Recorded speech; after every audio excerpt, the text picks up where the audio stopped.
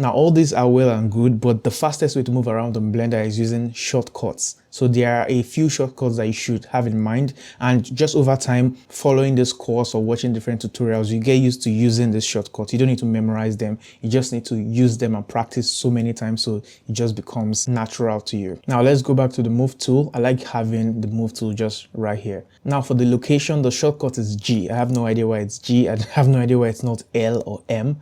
What is G? So if we hit G in Blender, you can see we can now move our object around. Our object is basically following the cursor at this point. Now, if we hit X after hitting G, we are only moving along the X axis. If we hit Y, we are only moving along the Y axis. If we hit Z, we are now moving up and down along the Z axis. So we can either hit G and just move anyhow, or hit GX, move along X, GY, move along Y, front and back, and GZ, move along Z up and down.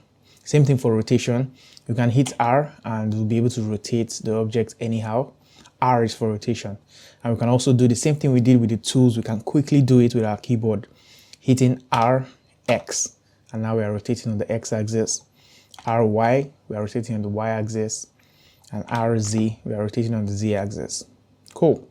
And same thing for scale. The shortcut for scale is S. So when we hit S, now we are scaling it on all axes. It's just getting bigger and smaller. But when we hit SX, we are scaling it and stretching it along just the X.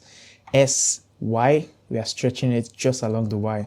SZ, we are stretching it just along the Z. Good. We have also spoken about T to hide or unhide this tools menu here. If you don't want to see it, hit T. If you can't see it and you need to see it, hit T.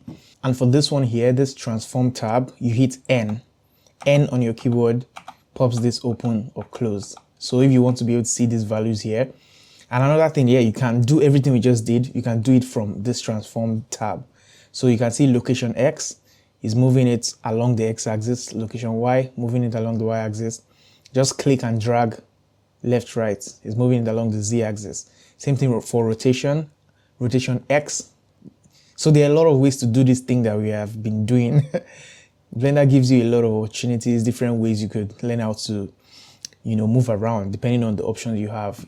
But the quickest way is still using shortcuts, R and G and S.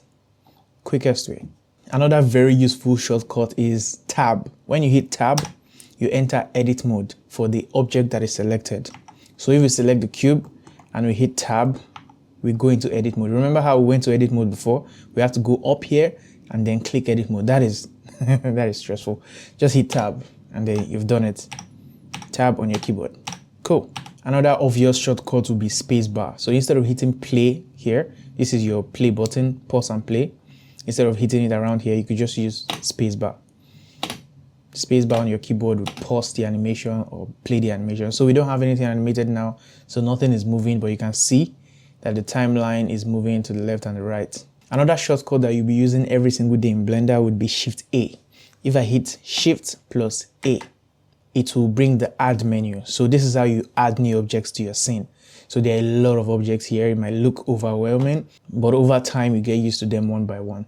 So let's just play with that, for example. Now let's combine everything that we have learned. So if I hit Shift A, I can now add. Go to Mesh, make sure you select Mesh, and then hit Plane. Now you have a plane, you can see it inside the cube. Let's click on the cube, G, and move our mouse out so we can see the plane. Now we can use S to scale the plane up and down. Now let's Shift A again. Let's add cube. This is just like the previous cube you had. Let's add Shift A, circle. This is a flat circle shape. You can see it. Let me use G to bring it here. Shift A, let's add UV sphere, which is basically a sphere, like a round object. This could be a ball, this could be a bulb. It's basically a sphere. Let's bring it up here. Let's bring it along the X-axis here. Now you can see that the sphere is quite rough. A very quick way to fix this is to right click on the sphere itself, then shade smooth. Now you can see our sphere is looking very smooth. Yeah, so let's add more objects. Let's Shift A, add a icosphere. Icosphere is just like the sphere, but a lot more sharp edges. So for spheres, if we go into edit mode, you can see we have a lot of faces, a lot of four-sided faces here. But for icosphere, you can see we have more of triangles. So let's G and move it out here. Then Shift A, what else can we add? We can add a cylinder. You know what a cylinder is, a basic cylinder shape. Also, we can add cone. Yeah, this is a cone. Cool, let's bring it on the y-axis, bring it out here. Shift A, we can also add a torus. This is like a donut. If you have done the Blender donut tutorial, you know exactly what this is. Let's bring it out here.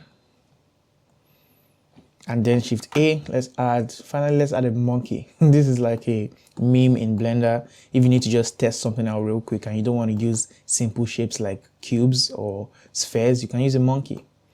So let's drag our monkey up. You can see our monkey also looks kind of rough. So let's right click and shade smooth. Now we have a smooth looking monkey. And the last very important shortcut that you'll be using every single day in Blender would be Shift D. Now Shift A is to add, but Shift D is to duplicate. For example, if I click on this cone and I hit Shift D, it looks like nothing is happening. It looks like the cone is just highlighted in white. But when I move my mouse, you can see that we have two different cones now. So let's do it for the icosphere. Shift D and move your mouse. You have two different spheres. Same thing for the monkey. If I left click on the monkey, Shift D and drag it out, I have two different monkeys now.